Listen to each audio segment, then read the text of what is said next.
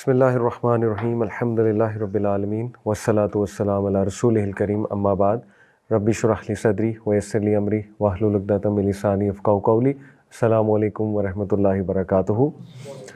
جزاکم اللہ خیر and welcome two things that matter. ہماری جو سیریز چل رہی ہے نماز کے اوپر، بہت زبردست سیریز ہے، فائنڈنگ پلیجر ان صلاح، اور آل آف اس نیڈ کہ ہم اپنی نمازوں کو بہتر کریں اور خشوع و خضوع لائیں اپنی نمازوں میں انشاءاللہ. خشوع میں نے آپ کو بتایا تھا وہ دل کی سٹیٹ کو کہتے ہیں، انٹرنل سٹیٹ کو. خضوع جو ہے یہ فزیکل سٹیٹ ہے، جو باڈیلی پوسچرز ہوتے ہیں. تو اچھی نماز کے لیے خشوع بھی ضروری ہے اور خضوع بھی ضروری ہے. یعنی انسان کے اندر خشیت ہو، اللہ کا خوف ہو، ایموشنز ہوں، جذبات ہوں نماز میں. نماز جذبات سے خالی نہ ہو، کیونکہ آپ اپنے خالق سے ایک ملاقات کر رہے ہیں، تو وہ ملاقات جذبات سے بھری ہونی چاہیے. کوشش پوری یہ ہونی چاہیے، اور اس میں عاجزی انکساری ہونی چاہیے، اس میں جھکاؤ ہونا چاہیے، ہمبلنس ہونی چاہیے. اسی طرح اس میں باڈیلی پوسچرز بہت ڈگنیفائڈ ہونے چاہیے، اس میں جلد بازی نہیں ہونی چاہیے، اس میں جو ہے وہ ریشنس نہیں ہونی چاہیے، اس میں لاپرواہی نہیں ہونی چاہیے، اور اس میں ایک ڈگنیفائڈ طریقے سے انسان کو نماز ادا کرنی چاہیے جو نبی صلی اللہ علیہ وسلم نے سکھایا ہے. ڈفرینٹ پوسچرز ہیں، کھڑے کیسے ہونا ہے، دیکھنا کہاں ہے، نظر کہاں پہ رکھنی ہے، اور ظاہر ہے کہ آپ نے کندھوں کو کیسے رکھنا ہے. نبی صلی اللہ علیہ وسلم نے فرمایا کہ بہترین نماز وہ ہے جس میں کندھے سافٹ ہوں، یعنی بہت ہارڈ نہ ہو، کیونکہ اکڑے ہوئے ہیں کندھے تو پھر یہ ظاہر ہے انسان ویسے بھی کھڑا ہوا اچھا نہیں لگتا اکڑی ہوئی پوزیشن میں. تو آپ اللہ رب العالمین کے سامنے کھڑے ہیں تو جھکا کر کندھے، یہ ایک اچھی پوزیشن نبی صلی اللہ علیہ وسلم نے خود فرما دی. پھر سجدہ، اس کا کیسے پوسچر ہونا چاہیے. 7 بونز پہ ہوتا ہے سجدہ، حدیث ہے. وہ میک شور ساری بونز زمین پر لگ رہی ہیں، جن میں ناک ہے، یہ ہے، باقی ہاتھ ہیں آپ کے، ٹھیک ہے.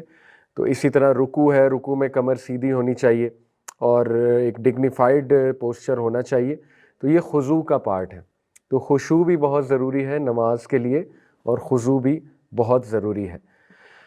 کچھ احادیث کی طرف ہی آتے ہیں انشاءاللہ، تاکہ سب سے بہترین یہی ہے کہ نبی صلی اللہ علیہ وسلم نے جو خود بتا دیا ہمیں نماز کے بارے میں، وہیں سے ہم موٹیویشن لیں، نماز کے فضائل کے بارے میں جانیں. تو میرے خیال میں اس سے ہماری نماز بہت امپروو ہوگی. تو جیسے میں نے آپ کے سامنے کچھ احادیث رکھی تھی، وہیں سے سٹارٹ کرتے ہیں. یہ حدیث سے سٹارٹ کرتے ہیں کہ نبی صلی اللہ علیہ وسلم نے فرمایا جب ایک شخص نماز کے لیے کھڑا ہوتا ہے تو اس کے گناہ اس کے سر پر، اس کے کندھوں پر آ جاتے ہیں، اور جب وہ رکوع اور سجدہ کرتا ہے تو وہ گناہ سارے گر جاتے ہیں. تو یہ ہمارے لیے بہت ہی موٹیویشنل حدیث ہے. اسی طرح نبی صلی اللہ علیہ وسلم نے فرمایا کہ اگر لوگوں کو اذان کا اور پہلی صف میں کھڑا ہونے کا ریوارڈ پتہ لگ جائے، اذان دینے کا اور پہلی صف میں کھڑا ہونے کی ریوارڈ، تو وہ قرعہ ڈالیں گے ٹو سیکیور دیز پریویلیجز. اور اگر انہیں یہ پتہ لگ جائے کہ نماز اول وقت پہ پڑھنے کا کیا ثواب ہے، اول وقت پہ پڑھنے کا، تو وہ ریس لگائیں گے. اور اگر انہیں پتہ لگ جائے کہ عشاء اور فجر کی نماز کا کیا ریوارڈ ہے، تو وہ بھاگ کر آئیں گے، یہاں تک کہ انہیں رینگ کر بھی آنا پڑے تو رینگ کر بھی آئیں گے.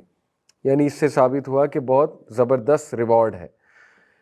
اسی طرح یہ حدیث نبی صلی اللہ علیہ وسلم کی صحیح مسلم کی حدیث ہے، He who offers the فجر prayer will come under the protection of Allah. جو کوئی بھی فجر کی نماز ادا کرے گا اللہ سبحانہ تعالیٰ کی پروٹیکشن میں آ جائے گا. O son of Adam, beware lest Allah should call you to account in any respect from withdrawing his protection. دیکھیں اب ثابت ہوا کہ اگر آپ کو پروٹیکشن چاہیے اس دن میں تو فجر کی نماز اس کے لیے ضروری ہے.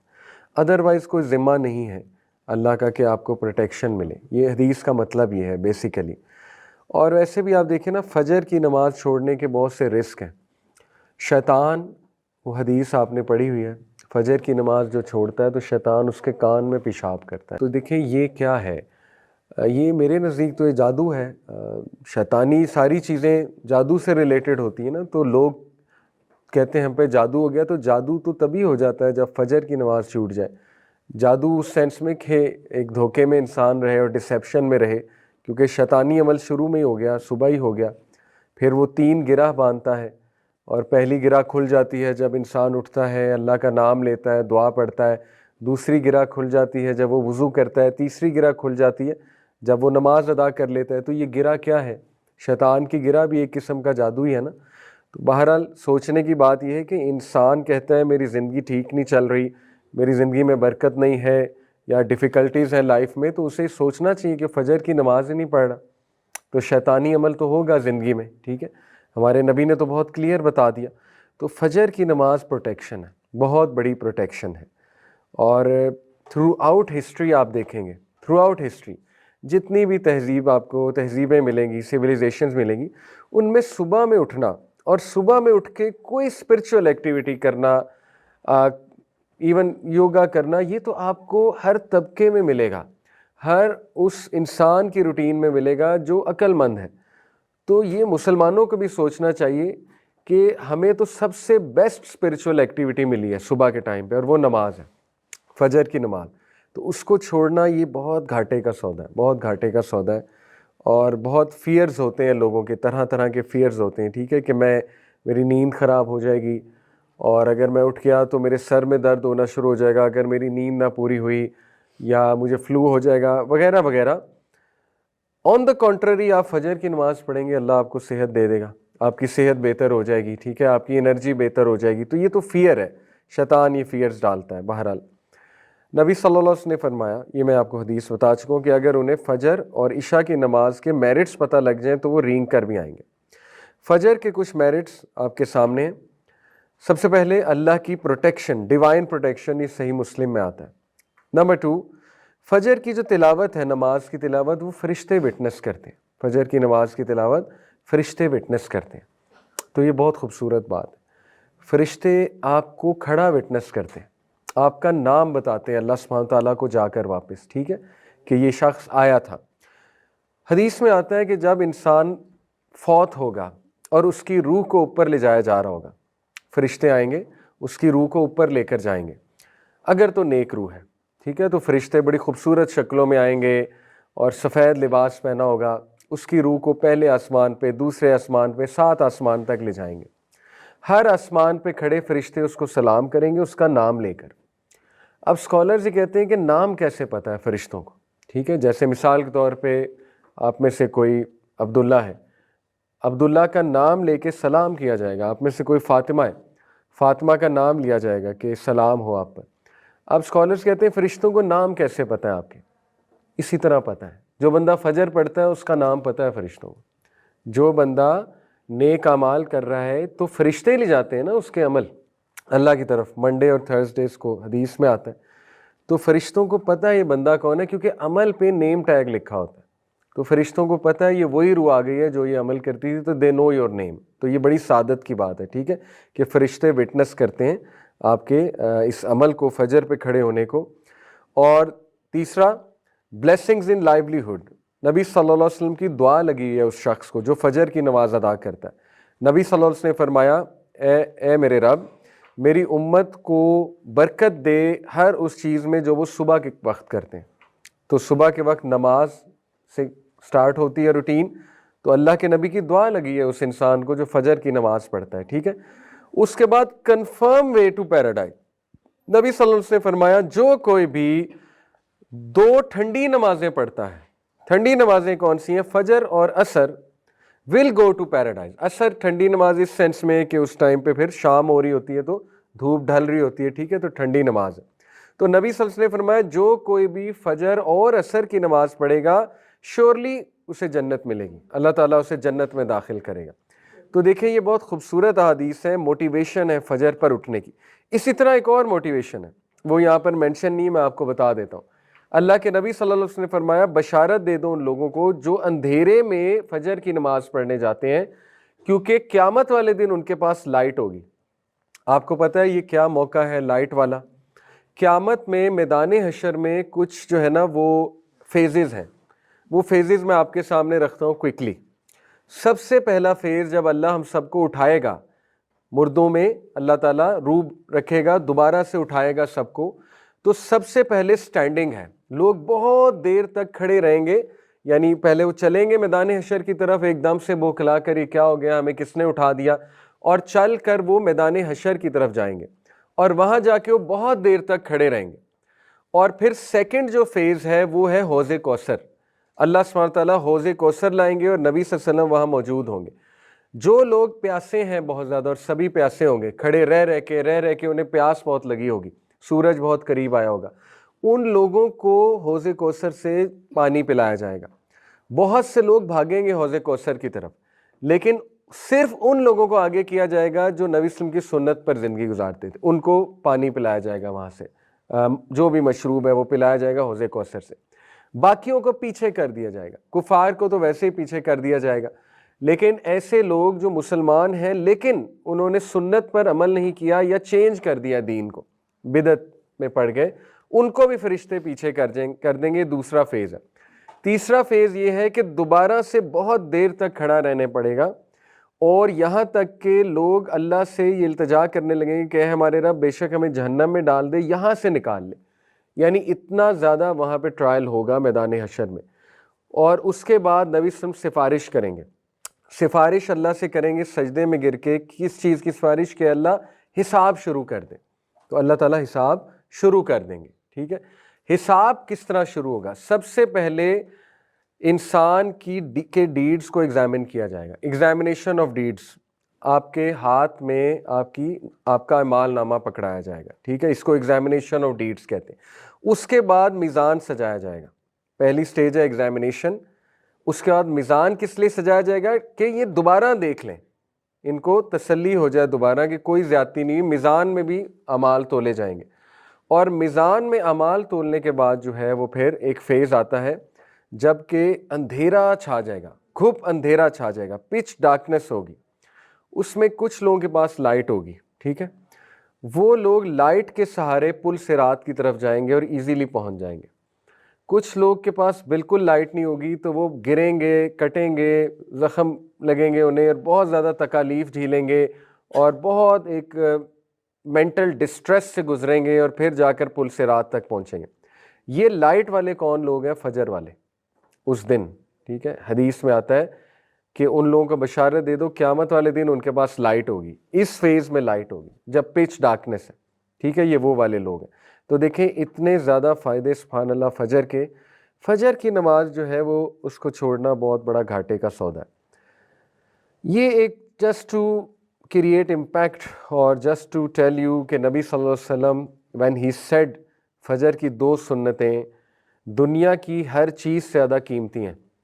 تو جسٹ ٹو کریٹ امپیکٹ، یہ مکیش امبانی کا گھر ہے اور یہ دنیا کا سب سے مہنگا گھر ہے، ممبئی میں ہے غالباً، دنیا کا سب سے مہنگا گھر ہے. تو فجر کی سنتیں اس سے بھی زیادہ قیمتی ہیں. 2 سنتیں فجر کی، حدیث میں آتا ہے 2 cycles of prayer، 2 سنتیں فجر کی before the فجر prayer، یعنی 2 سنتیں are better than the world and everything in it، دنیا اور دنیا کی ہر نعمت سے بہتر ہے فجر کی 2 سنتیں. they are both more beloved to me than the entire world، وہ میرے لیے دنیا کی تمام چیزوں سے زیادہ قیمتی ہیں. نبی صلی اللہ علیہ وسلم یہ کہہ رہے ہیں. تو دیکھیں کتنا ریوارڈ ہے فجر کی 2 سنتوں میں. ٹھیک ہے، تو یہ ہمارے لیے موٹیویشن ہے کہ فجر کی نماز وہ کیچ کرنا کتنا ضروری ہے. نبی صلی اللہ علیہ وسلم نے فرمایا، صحیح بخاری صحیح مسلم کی حدیث ہے، there are angels who take turns in visiting you by night and by day. Angels آتے ہیں آپ کو وزٹ کرتے ہیں دن میں بھی رات میں بھی، اور ان کی شفٹ لگتی ہے، اور وہ اسمبل ہو جاتے ہیں، جمع ہو جاتے ہیں 2 نمازوں کے وقت، فجر اور عصر. وہ لوگ وہ اینجلز جنہوں نے تمہارے ساتھ رات بتائی ہوتی ہے، رات کے وقت وہ آسمان کی طرف جاتے ہیں اپنے رب کی طرف، اور اللہ سبحانہ تعالیٰ ان سے پوچھتے ہیں کہ تم نے میرے بندوں کو کس سٹیٹ میں پایا؟ وہ کہتے ہیں کہ ہم نے جب انہیں چھوڑا تو وہ نماز ادا کر رہے تھے، اور جب ہم ان کی طرف گئے تو وہ نماز ادا کر رہے تھے. چھوڑا کب؟ یہ عصر کے شام کے ٹائم، اور آئے کب؟ فجر کے ٹائم. تو فجر کے ٹائم بھی کیا دیکھا؟ نماز پڑھ رہے ہیں، اور جب چھوڑا تب کیا کر رہے تھے؟ تب بھی نماز پڑھ رہے تھے. ٹھیک ہے، تو دیکھیں یہ اینجلز کا رپورٹ کرنا آپ کا نام لے کر، یہ بہت بڑا آنر ہے. ٹھیک ہے، اللہ کو بتانا جا کر. قبر کے بارے میں آتا ہے کہ قبر کے ٹرائلز میں سے ایک یہ بھی ہے کہ ایک شخص کو سورج دکھایا جائے گا ڈھلتا ہوا قبر میں، اور جو مومن ہے وہ فرشتوں سے کہے گا، منکر نکیر سے، کہ رک جاؤ، مجھے عصر کی نماز پڑھنے دو کیونکہ سورج غروب ہو رہا ہے. اس کے لاشعور میں نماز ہوگی، سورج کو غروب ہوتے دیکھے گا، اس کو فکر لگ جائے گی کہ میں نے نماز ادا کرنی. فرشتے کہیں گے کہ اب نماز کا ٹائم گزر چکا ہے، آپ کی نمازیں ہو گئیں جو آپ نے پڑھنی تھی. تو وہ ایک دم پھر حیران ہوگا. لیکن یہ ایک ٹرائل تھا. جو اللہ معاف کرے پڑھتا نہیں ہے اس کو تو احساس بھی نہیں ہوگا نا یہ دیکھ کے. یہ فکر وہی کرے گا جو دنیا میں پڑھ رہا تھا، جس کو فکر ہے کہ میری نماز گزری ہے، میری نماز گزری. وہ پھر قبر میں بھی فکر کرے گا سورج کو غروب ہوتے دیکھا. ٹھیک ہے. اسی طرح یہ حدیث اب عصر کی نماز کتنی ضروری ہے. اب یہ ایسی حدیث میں آپ کو اس لیے سنا رہا ہوں تزکیے کے لیے. کچھ لوگ ڈی موٹیویٹ بھی ہو جاتے ہیں ایسی حدیث سے، کہتے ہیں کہ دیکھیں جی ہمیں تو پہلے ہی بڑی مشکل ہو رہی ہے نماز پڑھنے میں، آپ ایسی حدیث سنائیں گے تو وہ موٹیویشن رہی صحیح بھی جائے گی. دیکھیں ہم سچ بتا رہے ہیں، جو نبی صلی اللہ علیہ وسلم نے بتا دیا وہ ہمیں بتانا چاہیے. تو سچ تو یہ ہے کہ اللہ کے نبی صلی اللہ علیہ وسلم نے فرمایا کہ جو کوئی بھی عصر کی نماز جان بوجھ کے چھوڑتا ہے اس کے تمام اعمال نل اور وائڈ ہو جاتے ہیں. اس کے تمام اعمال اللہ نل اور وائڈ کر دیتا ہے. یعنی اتنا بڑا گناہ ہے عصر کی نماز چھوڑنا. ٹھیک ہے. ایک اور حدیث میں آتا ہے جس نے عصر کی نماز چھوڑی وہ ایسے ہے جیسے اس کے فیملی والے اس سے لے لیے گئے. یعنی ہی اور she has lost their family members. اس کی تمام چیزیں اس سے لے لی گئیں. اب اسلاف بہت زیادہ خیال چونکہ نماز کا کرتے تھے تو ان میں سے کسی کی نماز اگر عصر کی نکل جاتی تھی فار سم ریزن اور فار ویلڈ ریزن تو وہ ایک دوسرے سے افسوس کرنے آ جاتے تھے. پائس پریڈیسیسرز کی بات، افسوس کرنے والی بات ہے. ٹھیک ہے. اگر عصر نکل جائے تو یہ ہمارے لیے موٹیویشن ہے کہ عصر کی نماز کی خاص حفاظت ہے. اور یہ قرآن میں اللہ تعالیٰ نے کہا کہ صلاۃ الوسطیٰ کی خاص حفاظت کرو. بیچ کی وسط بیچ کو کہتے ہیں نا، بیچ کی نماز عصر کی نماز ہے. عصر کی نماز کی خاص حفاظت کرو. تو عصر کی نماز کے بارے میں یہ بھی آتا ہے کہ منافقین کی جو عصر کی نماز ہے وہ ہے جب بالکل سورج غروب ہونے والا ہوتا ہے اور وہ ایک دم سے اٹھتے ہیں اور اٹھ کر جو ہے نا وہ جیسے کرو ہوتا ہے، کرو کے ورڈ غالباً آتے ہیں یا ہین کے ورڈ آتے ہیں مرغی، جیسے وہ چونچ مارتی ہے اور بس وہ سجدے ہو جاتے ہیں اس کے. اللہ معاف کرے. دیکھیں یہ احادیث ضروری ہیں ہمارے تزکیے کے لیے تاکہ ہم اپنا محاسبہ کریں کہ ہم کہیں اس طرح تو نہیں پڑھ رہے عصر کی نماز کہ منافق والی نماز تو نہیں ہے کہ بالکل جب ٹائم ختم ہونے والا ہے تو ایک دم اٹھے اور وہ پڑھی بھی ایسے کہ جیسے ٹھونگے مارے جاتے ہیں. تو اس کو ہم نے بہتر کرنا ہے. اصل میں سنانے کا مقصد یہ ہے انشاءاللہ تزکیہ کرنا ہے اپنا. اور اگر پڑھ ہی نہیں رہے اللہ معاف کرے تو پھر دیکھیں وہ حدیث ہے کہ نبی صلی اللہ علیہ وسلم کو ایک خواب دکھایا گیا. اس خواب میں 2 فرشتے نبی صلی اللہ علیہ وسلم کے ساتھ تھے. ان فرشتوں نے نبی صلی اللہ علیہ وسلم کو برزخ کی پنشمنٹس کا ٹور کرایا. برزخ کی پنشمنٹس، جب انسان فوت ہو جاتا ہے تو برزخ میں بھی پنشمنٹ ہوتی ہے. ٹھیک ہے. تو نبی صلی اللہ علیہ وسلم نے کیا دیکھا کہ ایک شخص ہے اس کا سر پتھر سے بار بار کچلا جا رہا ہے اور اس کے بعد اس کا سر ری گرو ہوتا ہے اور وہ پھر کچلا جاتا ہے. اس کے بعد وہ پھر ری گرو ہوتا ہے، اس کا سر وہ پھر کچلا جاتا ہے. اللہ کے نبی صلی اللہ علیہ وسلم سے یہ حالت دیکھی نہیں گئی. نرم دل تھے بہت ہمارے نبی. اللہ کے نبی صلی اللہ علیہ وسلم نے پوچھا یہ کیا ہے، مطلب بہت پریشان ہو گئے. فرشتوں نے کہا آپ آگے چلیں آگے چلیں. بہرحال وہ پھر اور پنشمنٹس بھی دکھائی گئیں. لیکن بعد میں فرشتوں نے پھر بتایا یہ ساری چیزیں کیا تھیں.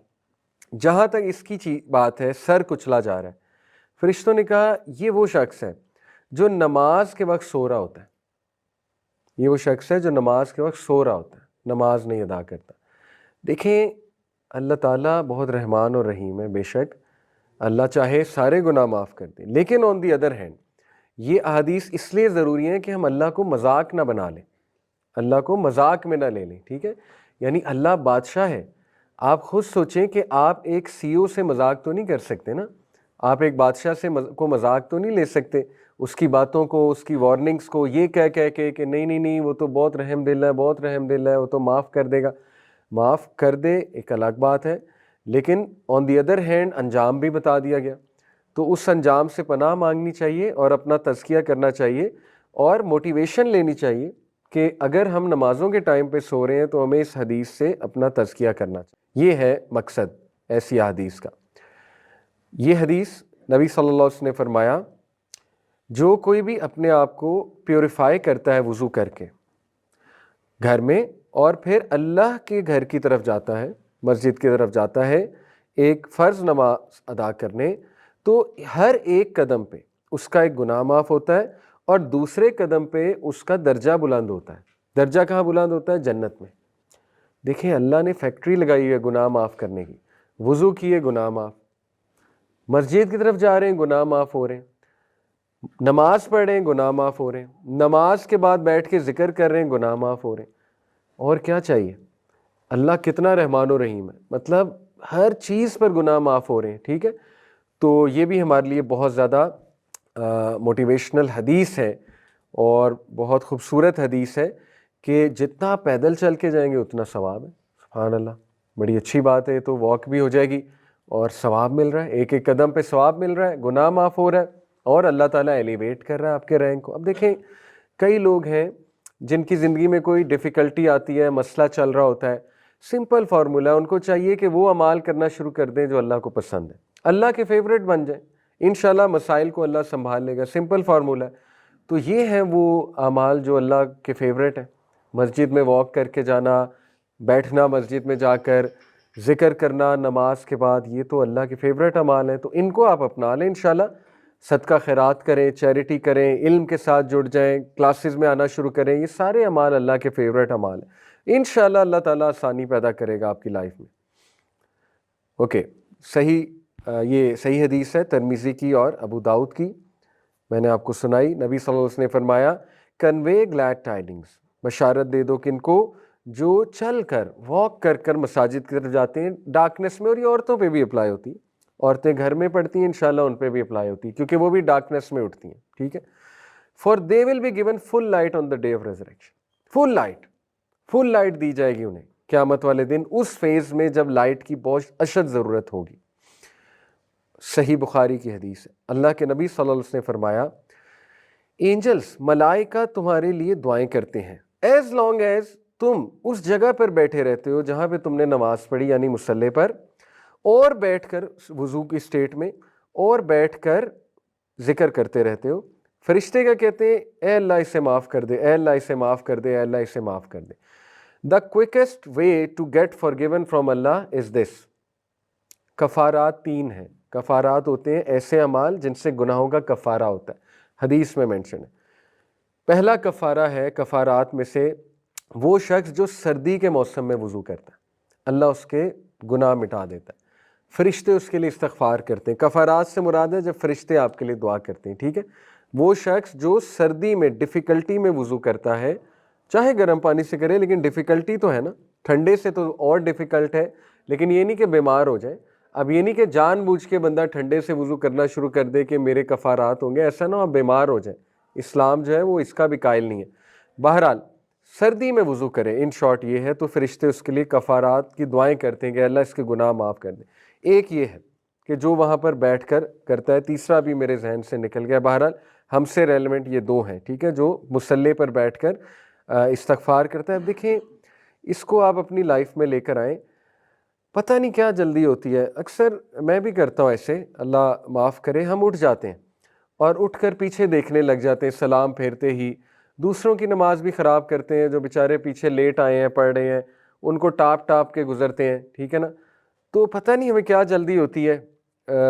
میرا نہیں خیال کوئی اتنا ضروری کام ہوتا ہے کہ وہاں سے فوراً اٹھ جایا جائے، تو بیٹھ کر تھوڑا سا ذکر کر لینا چاہیے تاکہ فرشتے انشاءاللہ ہمارے لیے دعا کریں، اور ذرا ٹائم گزارنا چاہیے وہاں پر بیٹھ کر، ٹھیک ہے؟ تبھی فائدہ ہے، تبھی وہ روحانی فائدہ نماز کا انشاءاللہ آپ کو تبھی ہوگا۔ اوکے، نیکسٹ حدیث صحیح بخاری صحیح مسلم کی، اللہ کے نبی صلی اللہ علیہ وسلم نے فرمایا اس ذات کی قسم جس کے ہاتھ میں میری جان ہے۔ اب دیکھیے یہ رحمت للعالمین فرما رہے ہیں، اور یہ بڑی عجیب بات ہے کہ وہ کہتے ہیں کہ میرا دل کرتا ہے کہ میں یہ حکم دوں کہ فائر ووڈ کلیکٹ کیا جائے، فائر ووڈ کلیکٹ کی جائے، اور میں کسی کو کہوں کہ اذان کہے، اس کے بعد میں کسی کو اپوائنٹ کروں امام، اور میں وہ فائر ووڈ لے کر آگ جلا کر ان لوگوں کے گھر میں جاؤں جو نماز جماعت سے نہیں پڑھ رہے، اور میں ان کے گھروں کو آگ لگا دوں۔ اب یہ رحمت للعالمین کہہ رہے، ٹھیک ہے؟ جو اتنے رحمت کا ایک نبی صلی اللہ علیہ وسلم جو ہے ایپیٹوم ہے بطور انسان، کہ ان سے تو کسی کی پین دیکھی نہیں جاتی تھی ہمارے نبی کی، لیکن وہ یہ کہہ رہے ہیں کہ میرا دل کرتا ہے کہ میں آگ لگا دوں ان مردوں کے گھروں کو جو نماز کے وقت مسجد میں نماز پڑھنے نہیں آ رہے۔ اگین ہمارے تزکیہ کے لیے ہے یہ کہ جب بھی ہمیں سستی ہو تو ہم اس حدیث کو ذہن میں لائیں، ٹھیک ہے؟ جب بھی ہم سوئے ہوئے ہیں، سستی ہو رہی ہے، تو ہم اس حدیث کو لائیں جو پتھر سے کچلنے والی ہے۔ اسی طرح جب بھی ہمیں ڈیلے کی سستی ہو رہی ہے، ڈیلے کر دو، تب ہم وہ حدیث ذہن میں لائیں، منافق کی نماز۔ تو یہ ساری حدیث اس لیے آپ کو سنائی جا رہی ہیں کہ آپ ذہن میں لائیں اور کھڑے ہو جائیں، اپنے آپ کو موٹیویٹ کریں کہ نہیں میں نے جانا ہے، مسجد میں جانا ہے میں نے انشاءاللہ، ٹھیک ہے، نماز پڑھنے کے لیے۔ نیکسٹ حدیث، یہ حدیث اب ہم آ رہے ہیں سورہ فاتحہ کی طرف۔ دیکھیں میں نے لاسٹ کلاس میں ایموشنز کی بات کی تھی کہ نماز میں جذبات لانے چاہیے، ایموشنز لانے چاہیے، اور ایموشن سورہ فاتحہ میں بہت زیادہ آ سکتے ہیں۔ جب آپ سورہ فاتحہ پڑھتے ہیں تو پہلا ایموشن تو یہیں سے آ جاتا ہے کہ اللہ سن رہا ہے اور اللہ جواب دے رہا ہے۔ صحیح بخاری کی حدیث ہے، جب ایک شخص سورہ فاتحہ پڑھتا ہے اللہ جواب دیتا ہے، ایک ایک آیت کا جواب دیتا ہے اللہ تعالیٰ۔ جیسے الحمدللہ رب العالمین، اللہ جواب دیتا ہے، فرشتوں کہتے ہیں کہ میرے بندے نے میری تعریف بیان کی ہے، فرشتے کہتے ہیں ہاں ہاں ہمارے رب۔ پھر الرحمن الرحیم، اللہ کہتا ہے کیا یہ اکنالج کر رہا ہے کہ میں الرحمن و الرحیم ہوں؟ فرشتے کہتے ہیں جی۔ تو اس طرح اللہ جواب دیتے ہیں ایک ایک آیت کا، تو یہاں سے آپ ایموشنز لا سکتے ہیں، ٹھیک ہے۔ پھر جب آپ کہتے ہیں الحمدللہ رب العالمین، آپ سوچا کریں کہ واقعی ہر حمد اللہ کے لیے کیوں ہے؟ کیونکہ اللہ تعالیٰ تعریف کے لائق ہے، اللہ تعالیٰ بہت بڑائی والا ہے، اور اللہ تعالیٰ بہت عظیم ہے، بہت العزیز ہے۔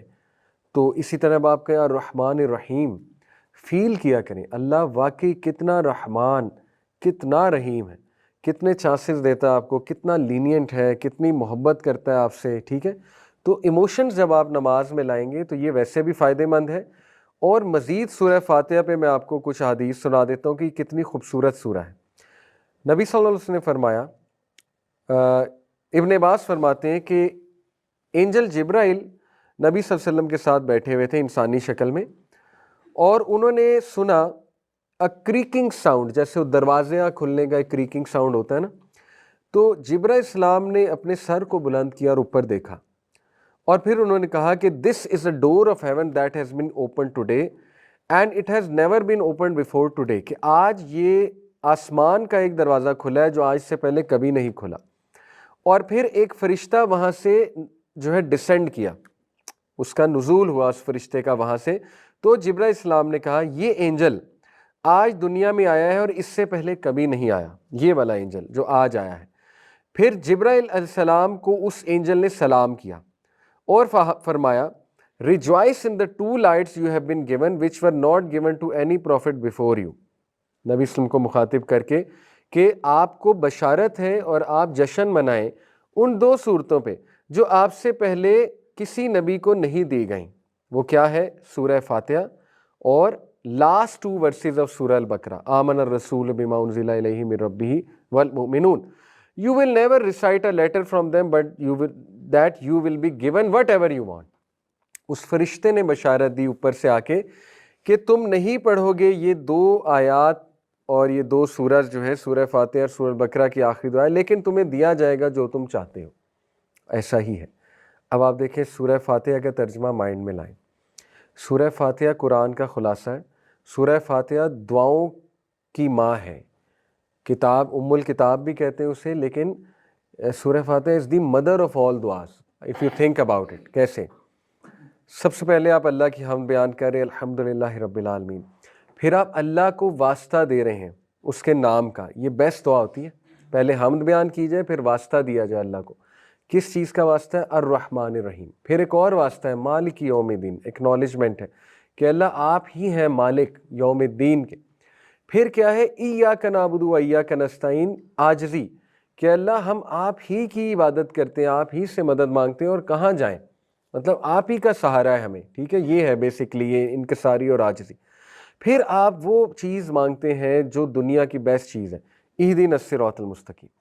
اب سوچیں جب آپ یہ کہہ رہے ہیں نماز میں اہدنا الصراط المستقیم، تو یہ ساری باتیں لایا کریں، اے اللہ اتنی فرقہ واریت ہے، اتنے سیکٹس ہیں، اے اللہ اتنے ازمز اور سکزم ہے، اتنی کنفیوژنز ہیں، اے اللہ اتنی ڈسٹریکشنز ہیں، میں بھٹک نہ جاؤں، میں ڈسٹریکٹ نہ ہو جاؤں، ٹھیک ہے، میں نمازیں نہ چھوڑ دوں، میں دنیا کے پیچھے نہ لگ جاؤں، کتنا کچھ سوچا جا سکتا ہے۔ سب سوچے لا کر آپ کہیں اہدنا الصراط المستقیم، ایک جملہ، اے اللہ سیدھی رستے پر چلانا، اسٹریٹ رستے پر مجھے چلانا. صراط الذین، یہ اس سے بھی اگلی آیا اس سے بھی خوبصورت ہے. صراط الذین انعمت علیہم، ان لوگوں کے رستے جن پر آپ نے اپنا انعام کیا. آپ نے بتا بھی دیا اللہ کو کہ کس رستے پہ انعام کن لوگوں پہ. ابراہیم السلام، اسماعیل السلام، نوح علیہ السلام، عیسیٰ علیہ السلام، موسیٰ علیہ السلام، یعقوب علیہ السلام، یوسف علیہ السلام، رسول اللہ صلی اللہ علیہ وسلم، صحابہ. یعنی اتنی جامع دعا آپ مانگ رہے ہیں. آپ سوچیں آپ مانگ کیا رہے اللہ سے کہ اللہ جو انعامات ان لوگوں پہ کیے تھے مجھ پر بھی فرما دیں. ان لوگوں پہ کیا کیا انعامات تھے؟ وہ ہدایت یافتہ تھے، ان کی اولاد ہدایت یافتہ تھی، ان کی زندگیوں میں سکون تھا، ان کی زندگیوں میں ہدایت تھی، ان کی زندگیوں میں صراط مستقیم تھا، کلیرٹی تھی. ٹھیک ہے، یہ سب آپ اللہ سے مانگ رہے ہیں. تو عورتیں سوچا کریں اللہ سے کیا مانگ رہی ہیں. صراط الذین انعمت علیہم، حضرت مریم کا راستہ، حضرت آسیہ کا راستہ، حضرت خدیجہ کا راستہ. چھوٹی چیز نہیں مانگ رہے آپ اللہ سے، بہت بڑی چیز مانگ رہے ہیں آپ اللہ سبحانہ تعالیٰ سے. تو ریلیکس ہو جائیں، سورہ فاتحہ پڑھ کے ریلیکس ہو جائیں کہ آپ نے اللہ سے انعامات مانگ لیے اور ان لوگوں کا راستہ مانگ لیا جن پر اللہ کے انعامات تھے. اور پھر آپ کہتے ہیں غیر المغضوب علیہم ولا الضالین، اے اللہ ان لوگوں کے راستے نہیں جو گمراہ ہوئے یا جن پر آپ کا غضب نازل ہوا ہے. اب غضب والے آپ کو پتہ ہے کہ یہود پہ غضب نازل ہوا، بنی اسرائیل، اور گمراہ جو ہے وہ کرسچنز ہیں. تو اس میں ایک نکتہ ہے، کرسچنز کی گمراہی کی وجہ اگنورنس تھی اور جوز کی گمراہی کی وجہ ایروگنس تھی. تو آپ اللہ سے ایروگنس اور اگنورنس دونوں کی پناہ مانگ رہے ہیں. ٹھیک ہے، بہت جامع بات. ایروگنس سے بھی پناہ مانگ رہے ہیں اللہ، اور اگنورنس سے بھی ہم آپ کی پناہ چاہ رہے ہیں. تو یہ اتنی جامع دعا ہے سورہ فاتحہ، اس میں سب کچھ آ جاتا ہے، سب کچھ آ جاتا ہے اس میں. ٹھیک ہے، اسی لیے اسلاف جب دعا شروع کرتے تھے، کئی اسلاف ہیں جو سورہ فاتحہ سے آگے نہیں جاتے تھے دعا میں. 2 گھنٹے سورہ فاتحہ مانگتے رہتے تھے، 2 گھنٹے سورہ فاتحہ پڑھتے رہتے تھے. ایسی مثالیں ملتی ہیں ہمیں. سورہ فاتحہ پڑھ کے ساری دعائیں ان کی قبول ہو جاتی ہیں. ٹھیک ہے، اتنی جامع ہے سورہ فاتحہ. اسی طرح کئی اسلاف درود ابراہیمی سے آگے نہیں جاتے تھے. ایک صحابی نبی صلی اللہ علیہ وسلم کے پاس آئے، کہا یا رسول اللہ دعا میں کتنا درود پڑھوں؟ ابھی میری دعا میں 1/4 پورشن درود ہوتا ہے. یعنی اگر میری دعا لیٹ سے 5 منٹ کیا تو 5 منٹ کا 1/4 کیا ہوا؟ 1.25 منٹ یا 1 منٹ. تقریباً 1 منٹ درود پڑھتا ہوں. 1 منٹ میں بندہ کتنے درود پڑھ لیتا ہے؟ 7-8 بار. ٹھیک ہے، نبی صلی اللہ علیہ وسلم نے کہا بڑھا دو. نیکسٹ ٹائم آیا، کہا یا رسول اللہ اب میرے دعا میں ہاف ٹائم درود ہوتا ہے. نبی صلی اللہ علیہ وسلم نے کہا بڑھا دو. پھر کہا یا رسول اللہ اب 75% درود ہوتا ہے. نبی صلی اللہ علیہ وسلم نے کہا بڑھا دو. پھر آیا تو کہا یا رسول اللہ میں تو پڑھتا ہی درود ہوں دعا میں. اللہ کے نبی نے کہا اگر یہ صحیح ہے تو اللہ تیری تمام دعائیں ویسے ہی قبول کر دے گا. کانٹیکس یہ حدیث کا، تیری مشکلیں دور کر دے گا، تجھے ریلیف دے دے گا ہر مسئلے سے. درود ابراہیمی اور سورہ فاتحہ یہ سیکرٹ کوڈ ہے دعا کا. ٹھیک ہے، اسی لیے میں آپ کو بتا رہا ہوں جن کو پتہ ہے دعا کا صحیح فلسفہ وہ تو سورہ فاتحہ اور درود ابراہیمی سے آگے نہیں جاتے تھے. ہمارے اسلاف کی بات کر رہا ہوں، کیونکہ دے نیو کہ یہ پڑھ کے سارے کام ویسے ہی ہو جانے. ٹھیک ہے، بہرحال باقی دعائیں کر سکتے ہیں، کوئی حرج نہیں ہے، لیکن سورہ فاتحہ از امیزنگ. سورہ فاتحہ جو ہے یہ شفا بھی ہے. سورہ فاتحہ میں اپنے بیماروں پہ، مریضوں پہ سورہ فاتحہ پڑھو، حدیث ہے نبی صلی اللہ علیہ وسلم کی.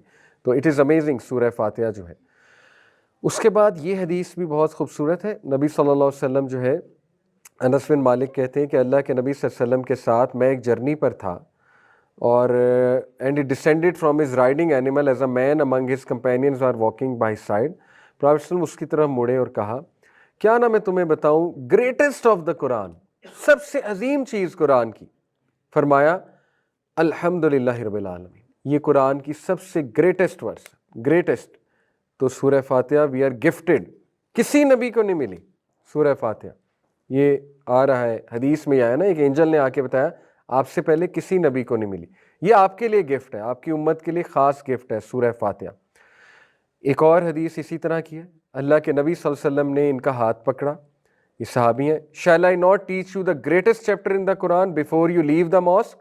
نبی نے ان کا ہاتھ پکڑ لیا اور کہا did you not say that you would teach me the greatest. یہ صحابی نے کہا کہ یا رسول اللہ آپ نے کہا تھا بتائیں گے، تو بتائیے. تو نبی صلی اللہ علیہ وسلم نے کہا الحمدللہ رب العالمین which are the 7 oft repeated verses in the great Quran given to me. تو اس سورہ فاتحہ کے بارے میں حدیث ہے. اسی طرح یہ حدیث ابی بن کعب وہ رپورٹ کرتے ہیں، نبی صلی اللہ علیہ وسلم نے فرمایا how do you recite in prayer? Ubayy نے کہا I recite the foundation of the book, Surah al-Fatiha. Prophet صلی اللہ علیہ وسلم said by the one in whose hand is my soul nothing like it has ever been revealed in the Torah nor in the gospel یعنی کہ انجیل nor the Psalms یعنی کہ زبور nor the فرقان، یہ بھی صحیفے ہیں. Verily they are the 7 oft repeated verses in the great Quran given to me. اس جیسی نہیں نازل ہوئی، کبھی نہیں نازل ہوئی in terms of فضیلت، in terms of wording, in terms of everything. تو سورہ فاتحہ گفٹ ہے اللہ سبحانہ تعالیٰ کی طرف. اب یہ بحث آتی ہے فقہی، اگر اگر ہم فقہ کے پرسپیکٹیو سے بات کریں، سورہ فاتحہ امام کے پیچھے پڑھنی چاہیے کہ نہیں پڑھنی چاہیے. ٹھیک ہے، اس میں ڈفرینٹ اسکول آف تھاٹس ہیں.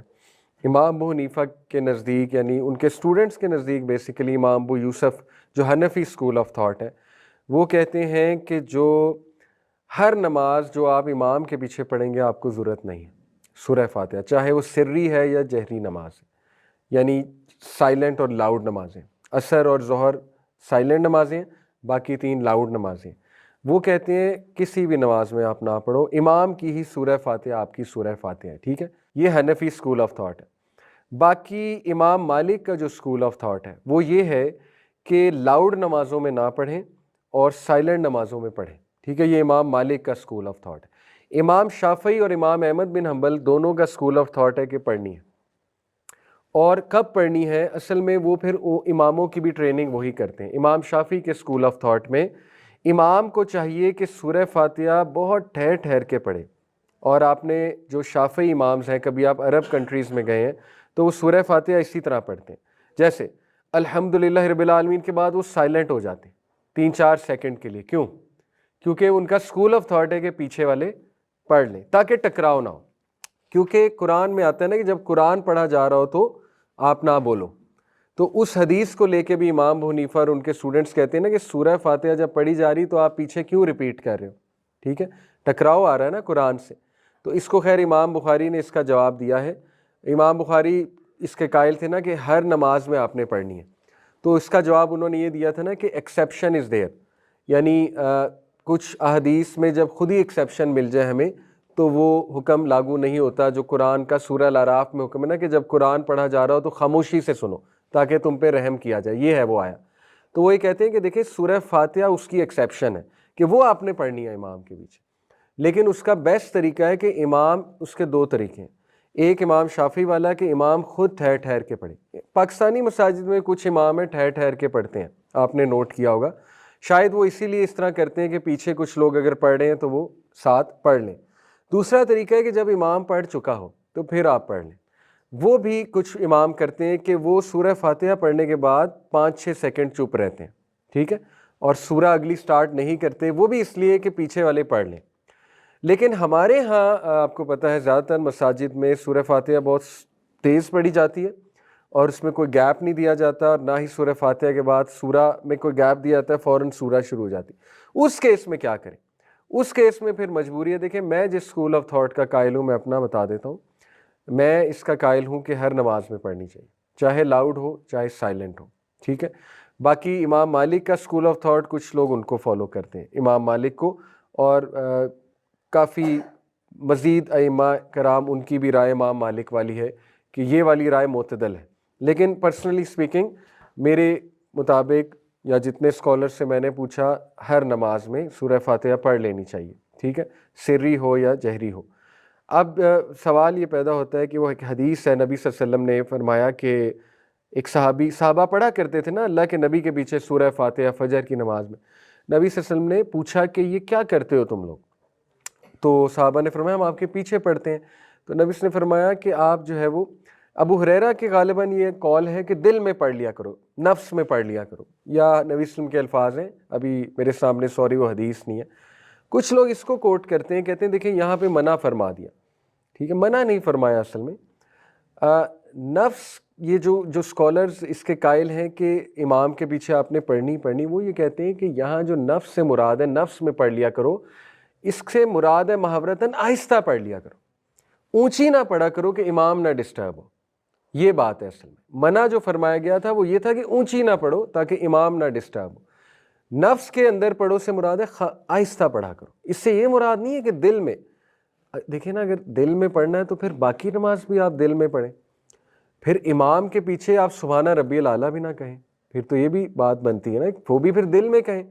اس طرح پھر آپ اتحیہ بھی نہ پڑھیں، وہ بھی امام کے پیچھے پڑھیں. اور پھر آپ خود سوچیں کہ جماعت میں تو نماز پڑھنی ہے.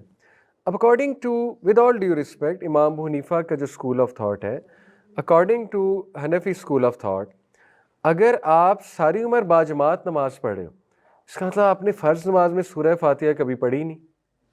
تو یہ تو ویسے بھی بات عجیب نہیں لگتی کہ اگر آپ فرض نماز پڑھ رہے ہو، ہاں جو 4 رکعت ہے اس میں بعد میں بھی نہیں پڑھنی آپ نے، کیونکہ وہ سائلنٹ ہو گیا ہے تو تب بھی نہیں پڑھنی، کیونکہ وہ بھی امام کے پیچھے آپ کی بھی ہو رہی. اس کا تو مطلب ہے کہ آپ نے ٹیکنیکلی سورہ فاتحہ کبھی پڑھی ہی نہیں فرض نماز میں. تو یہ تو عجیب لگتا ہے اگر جماعت سے پڑھی ہے. اس لیے میرے خیال میں کہ وہ ویو ویک ہے، وہ ویک بھی ہے اور رسک بھی ہے بہت بڑا.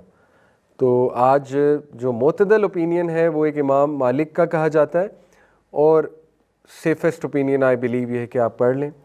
اور انشاءاللہ اللہ نوز کہ آپ پڑھنا چاہ رہے ہیں تو امام کے پیچھے آپ پڑھ لیں. اب امام گیپ نہیں دے رہا تو اس سے ریکویسٹ کی جا سکتی ہے مے بی امام سے کہ اگر آپ موقع دیں ہم پیچھے آپ کے پڑھ لیں. امام کو فیڈ بیک دی جا سکتی ہے، لیکن میرے خیال میں سورہ فاتحہ جو ہے وہ پڑھ لینی چاہیے. تو یہ ایک فقہی پوائنٹ اس کے بارے میں، سورہ فاتحہ کے بارے میں جو ہے وہ ہمیں ملتا ہے. تو باقی انشاءاللہ آگے کی جو نماز ہے اس کو ہم ٹرانسلیشن کے ساتھ انشاءاللہ پڑھیں گے، سیکھیں گے. جو رکوع ہے اس کا مطلب کیا ہے، سبحان ربی العظیم، پھر سمیع اللہ لمن حمیدہ کا کیا مطلب ہے، اور اس کے بعد جب آپ سجدے میں جاتے ہیں تو سبحان ربی الاعلیٰ کا کیا مطلب ہے، اور کیا اور دعائیں بھی پڑھی جا سکتی ہیں سجدے میں. یہ بھی ایک فقہی پوائنٹ ہے کہ اور دعائیں پڑھی جا سکتی ہیں کہ نہیں پڑھی جا سکتی ہیں. پہلی تو بات، فرض نماز میں اردو میں دعا نہیں کی جا سکتی، نہ کسی اور لینگویج میں، عربی میں ہی کرنی ہے فرض نماز میں، ٹھیک ہے. باقی یہ کہ آپ مزید دعائیں بالکل کر سکتے ہیں، قرآنک دعاز بھی کر سکتے ہیں سجدے میں فرض نماز میں، لیکن بہتر یہ ہے کہ وہ کریں جو اللہ کے نبی نے سکھائی ہیں. وہ 7-8 دعائیں، سبحان ربی الاعلیٰ 3 بار، آڈ ٹائمز از بیٹر، 3 5 7 9، کیونکہ اللہ کو وطر پسند ہے، آڈ پسند ہے، ٹھیک ہے. اس کے بعد سبحانک اللہم ربنا و بحمدک اللہم اغفر لی، یہ سکھایا، یہ 1 بار بھی ٹھیک ہے، 3 بار بھی ٹھیک ہے، 5 بار بھی ٹھیک ہے. اسی طرح سجدے میں اللہم اغفر لی ذنبی کلہ دکہ و جلہ، بہت خوبصورت دعا ہے. اے اللہ میرے گناہ معاف فرما، اللہم اغفر لی ذنبی، اے اللہ میرے گناہ معاف فرما، کلہ تمام کے تمام، دکہ و جلہ چھوٹے اور بڑے، اسمال اینڈ لارج، و اولہ و آخرہ پچھلے اور آنے والے، یعنی ہر گناہ، پچھلے پاسٹ کے، آنے والے جو میں نے آگے کرنے، وہ علانیتہ و سرہ، جو اعلانیہ کیے اور جو چھپ کر کیے وہ بھی ہے. بہت خوبصورت دعا ہے. تو یہ بھی سجدے میں پڑھی جاتی ہے. اسی طرح اللہم انی اسألک بانی اشہد انک انت اللہ الاحد الصمد الذی لم یلد ولم یولد ولم یکن لہ کفوا احد، یہ بھی پڑھا کرتے تھے ہمارے نبی صلی اللہ علیہ وسلم. اسی طرح سبوح قدوس رب الملائکۃ والروح، سبوح کا مطلب ہے پاک ہے اللہ، قدوس ہولی ہے اللہ، قدس سے نکلا نا، ہولی لینڈ، قدس کہتے ہیں نا مقصد کو، قدوس ہولی ہے اللہ سبحانہ. رب الملائکۃ والروح، ملائکہ اور روح کے رب ہیں، اینجلز کے اور جبرائیل اسلام کے رب ہیں. یہ بھی سجدے میں کہتے تھے ہمارے نبی، یہ سجدے میں بھی کہتے تھے، رکوع میں بھی کہتے تھے. 1 بار بھی کہہ سکتے ہیں، 3 بار بھی. دیکھیں ہمیں سیکھنی چاہیے دعائیں. اب دیکھیں نماز کو بیوٹیفل آپ نے بنانا ہے تو کبھی آپ سجدے میں سبحان ربی الاعلیٰ کہیں، کبھی آپ یہ کہیں اللہم اغفر لی ذنبی کلہ دکہ و جلہ، یہ والی دعا. کبھی آپ یہ کہیں سبحانک اللہم ربنا و بحمدک اللہم اغفر لی. اتنی ویرائٹی ہے، اتنی ڈائنامک نماز بنائی جا سکتی ہے. اسی طرح ہم ایک مسٹیک کرتے ہیں درود کے بعد. یہ ہماری ایک معاشرے میں پتہ نہیں یہ کہاں سے چیزیں آئی ہیں کہ اصل میں دعا قبول ہوتی ہے نماز میں، سجدے میں اور نماز کے دوران. درود کے بعد دعا قبول ہوتی ہے، حدیث ہے اتحیہ میں درود کے بعد دعائیں کرو. صحابہ کہتے ہیں نبی صلی اللہ علیہ وسلم اتنی دعائیں کرتے تھے درود کے بعد کہ ہم کہتے تھے سلام پھیرنا بھول گئے. نبی صلی اللہ علیہ وسلم سلام پھیرنا بھول گئے. ہم کیا کرتے ہیں پتہ نہیں کیوں کرتے ہیں ایسے. درود کے بعد ایک دعا، اونلی 1 دعا، ربی جعلنی مقیم الصلاتی، جو بچپن سے قاری صاحب نے سکھائی ہوئی ہے. سلام پھیر لیا جاتا ہے، جماعت کے ساتھ بات کرو.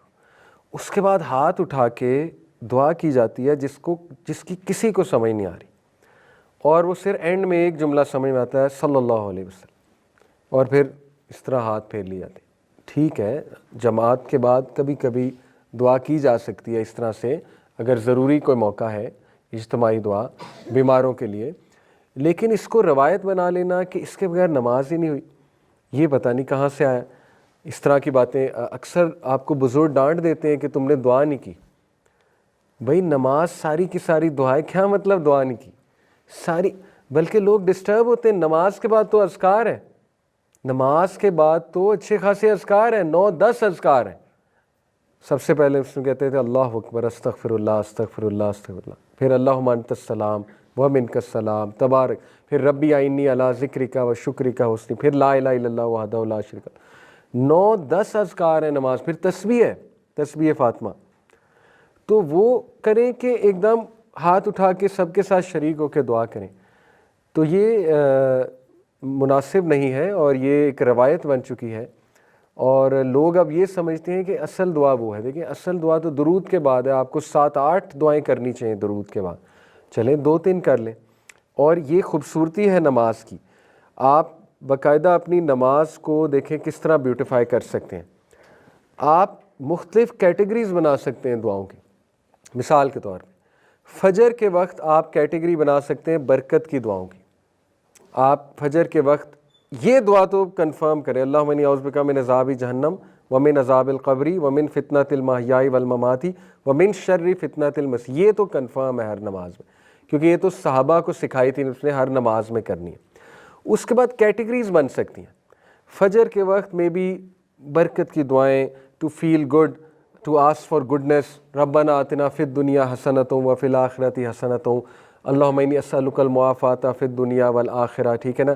اللہم علم اکثر مالی و ولدی و بارک لی فیما اعطیتنی وقت الحیاتی علی طاعتی، کی برکت کی دعائیں.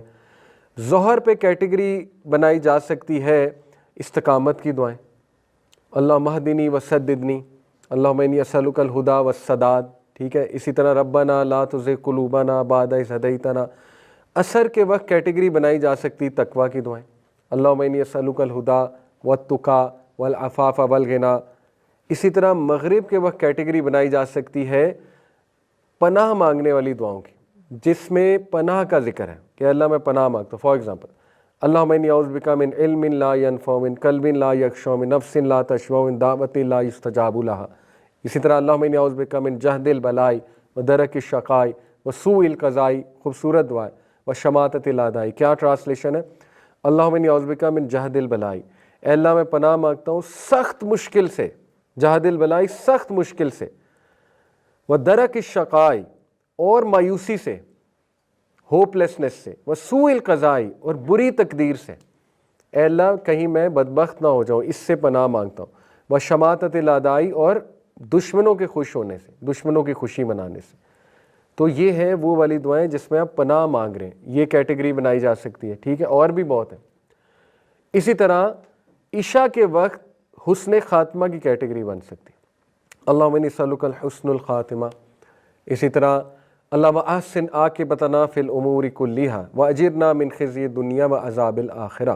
اے اللہ میرے تمام امور کو احسن انجام تک پہنچا اور مجھے ذلت سے بچا لے، دنیا کی اور آخرت کی. ٹھیک ہے، اسی طرح یو کین ایڈ دس دعا حسن خاتمہ ریلیٹڈ جو ہے، اللہم رحمتک ارجو فلا تکلنی الی نفسی طرفۃ عین واصلح لشانی کلہ لا الہ الا انت.